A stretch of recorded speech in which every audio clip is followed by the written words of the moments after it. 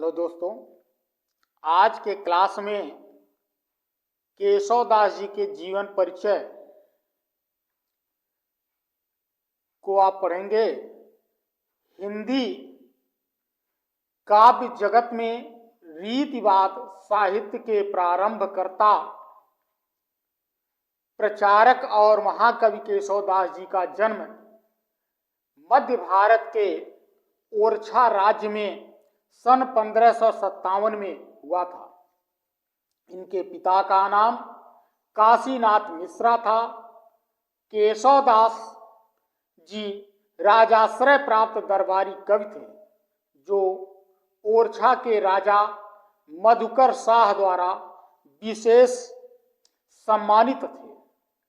महाराज के अनुज इंद्रजीत सिंह इन्हें अपना गुरु मानते थे।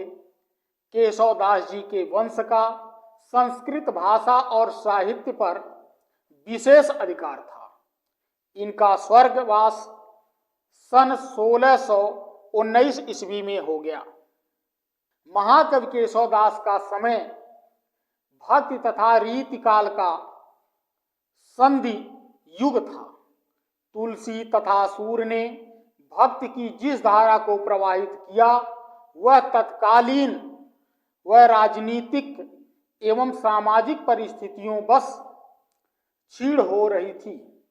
दूसरी ओर जयदेव और विद्यापति ने श्रृंगारिक कविता की नींव डाल रखी थी। रीतिकाल के अभ्युदय का प्रारंभ हो चुका था।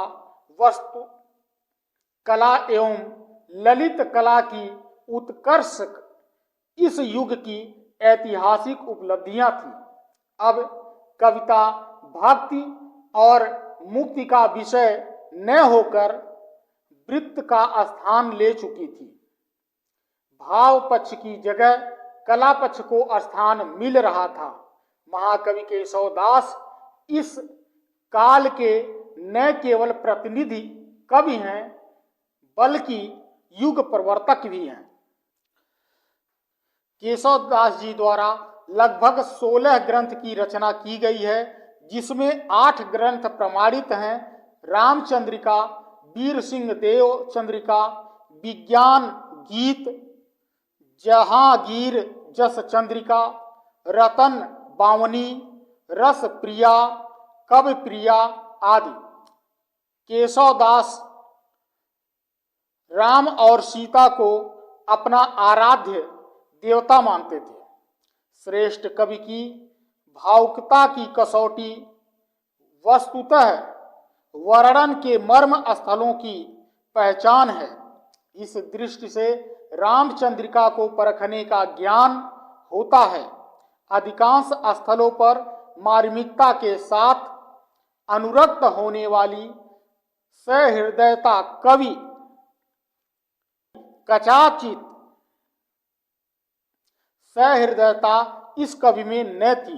कदाचित इसलिए बहुत लोग केशव दास को कठिन काव्य का प्रेत तक कहते हैं, परंतु यह आरोप आंशिक रूप से सत्य है। महाकवि केशव दास के काव्य में युगानुरूप कला पक्ष की उत्कर्ष को प्राप्त हुआ है और इनमें भिन्न भिन्न मानव मनोभावों को परखने की पूर्ण क्षमता थी। प्रेम, हर्ष, शोक, दास का ज्ञान और अनुभव बहुत विस्तृत था। भूगोल, वनस्पत विज्ञान, ज्योतिष, वैदिक, संगीत, शास्त्र, राजनीतिक, राजनैतिक, धार्मिक, वेदांत आदि विषयों का इन्हें पूर्ण ज्ञान था। इन्होंने इन विषयों से संबंधित रखने वाले स्थलों का अपने विभिन्न ग्रंथों में अनेक स्थानों में उपयोग किया। केशव के समय में 2 काव्य धाराएं थी। अवधी और ब्रज भाषा की ही अपनी काव्य भाषा के रूप में अपनाया।